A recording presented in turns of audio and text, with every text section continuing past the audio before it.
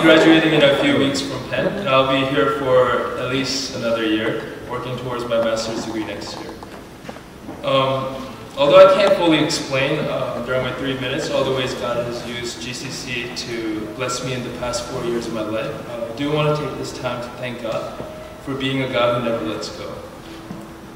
I came to GCC starting my first year at Penn, and immediately I joined a family group, connected with the brothers and sisters in my class, and was quickly plugged into the community here.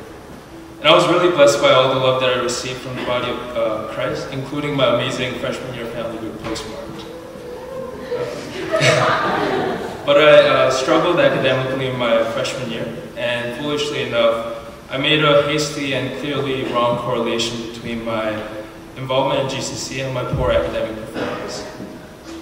And at that point, I was determined to allocate only a certain portion of my life to church and to God. Going to church on Sundays, attending Bible studies and other church events, only if it didn't get in the way of my other areas of my life. My sophomore year and the first semester of junior year are marked by exactly that. And I thought I was doing fine. I didn't feel as though I was struggling in any particular way. And I was happy with where I was, and I wasn't willing to change the new stability I had probably achieved. Back then I thought this was my way of self-discipline, my way of planning the successful remaining 3 years of college life. And I was pretty good at keeping up with the foolish plan that I had set for myself. But Proverbs 19 verse 21 says, "Many are the plans in a man's heart, but it is the Lord's purpose that prevails."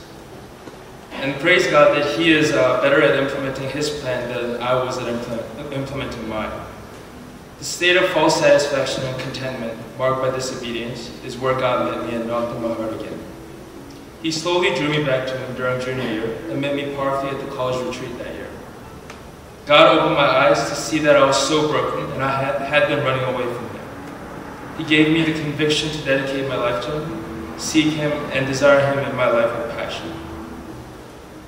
God spoke so strongly into my life through circumstances and people, through sermons and prayers that cut so deeply yet so sweet. And as I look back at this time, I cannot identify or remember a specific reason why I decided to get more involved in GCC again. And in fact, for me, that's part of the reason why I can say confidently that my decision to turn back to God was not my own, but rather God's. And I'm really thankful for the ways in which God has been growing me and using me since then. Romans 8 verse 28 says, "And we know that in all things God works for the good of those who love Him, who have been called according to His purpose." I've really been blessed beyond measure, and I want to thank God for who He is, loving me and all of us enough to never let go. And I want to thank God for using this church and using all of you in this room, and those who are not here today as well, as a part of His beautiful and perfect plan, orchestrated not only for my good and for yours, but more importantly for His glory and for His kingdom.